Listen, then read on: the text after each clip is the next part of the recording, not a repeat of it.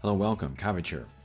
For Error Game Reset, we've looked at a lot of in-game stuff up to now. Here, let's zoom out and talk about how the game was received and is positioned in the market, and let's think about how likely it is to succeed, what chances it has to make it to first anniversary, and although the developers said they are working on other language versions, let's consider how much of a chance a global version actually has of getting released. First of all, this is a game by industry giant Sega, which automatically draws the attention of industry watchers like me. Unlike Square Enix, where their strategy is to spam the market with a bunch of games, see what sticks, and shut down the rest quickly, Sega publishes fewer games, and so there is more riding on each release. The previous big release, Sin Chronicle, was a pretty big deal and got a lot of attention, and it closing down after a year was also a pretty big deal. The failure of Sin Chronicle, which I covered in a video I will link to below, hurt Sega's mobile game reputation, or rather it confirmed what a lot of people already knew, and so going into Error Game Reset, the market was preemptively against it, and it shows in the sales numbers. I've played the game since launch for about 2 weeks now, and I am impressed. It's well made and has fun gameplay, and it doesn't deserve the drubbing it is getting on social media, but the fact that it is by Sega hurts it. But yeah, looking at the sales numbers, they are low. Release day, it was like in the 200s of sales rankings, and its best has never broken the top 100 that I've seen. Now, that is probably where it was going to end up anyway, but a slow start in the mobile gaming industry these days is close to a death sentence, just because it hurts the reputation of the game so much. The industry is now too cutthroat to invest post-launch a year or two into a game and slowly build up that user base and revenue by word of mouth.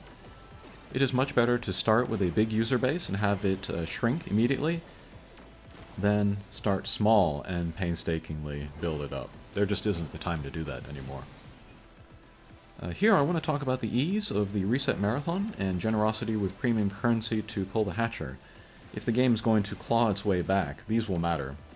The Japanese love pulling the hatcher, and if a game is too stingy in the beginning, it can hurt attracting new players. The Reset Marathon is very important. It's a given that users will do it, and companies don't like it because it crushes their servers and gives players an advantage. And some companies actively try to prevent users from doing it, and users hate that. In Error Game Reset, it does take a while to get to the point where you can start the Reset Marathon, about 40 minutes of tutorial. But once we are there, it is very quick, which I guess is a decent compromise. But once in the game, available gems to pull the hatcher is very low. 10 gems per quest clear, 1500 to do a 10-shot. That's 150 quests to clear to pull one 10-shot. In other games, it's under 100. In like Monster Strike, it's 50. But I think I understand why the new account pulls are stingy here. It's because the pool of characters is so small, and there's no excess in the hatcher like unusable characters or weapons or cards or whatever. Every character is usable and then kind of necessary depending on the quest. So we need fewer pulls in order to get through the game, but for people that just enjoy pulling, it's not going to be enough. And then in order to max a character, take it to 5 stars, a 3-star to a 5-star. That will take 7 pulls in all, 1 the original get, 2 more pulls to take it to 4 stars, and then 4 more pulls to take it to 5 stars. There are of course other ways to get pieces, but 7 pulls in all is kind of a lot. Although it's nowhere near War of the Visions. Here let's talk about the business model of the game. What is driving players to pull the hatcher? What is driving game and unit design in Error Game Reset? Some games focus on PvP, unit versus unit, team versus team, but so far the game has shown that it is not PvP focused. It is showing it is PvE boss focused. The first event boss is the cathode version of Virtua Fighter, and the anode version released in the hatcher is the right element and right attack type to go against it.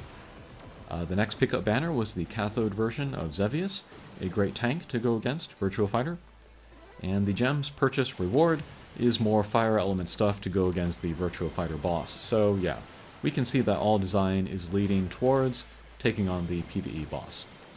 And every time a new limited event boss like this is released, I expect them to design the game and like the new releases around it like this each time, and that's going to be the business model going forward. Basically, if you want an easier time to beat the new boss, spend some money. This is similar to other stuff like Final Fantasy Brave Exvius. Alright, finally, let's consider the future of the game and the possibility of a global version. I think it's a coin flip. The game makes it to first anniversary. The sales numbers look that bad. And if the game shuts down within a year, I don't think a global version is getting released at all.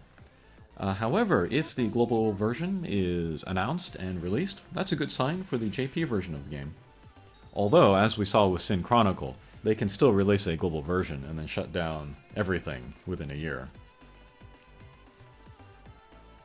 I think the first and most important real test is going to be the upcoming Capcom and SNK collaborations.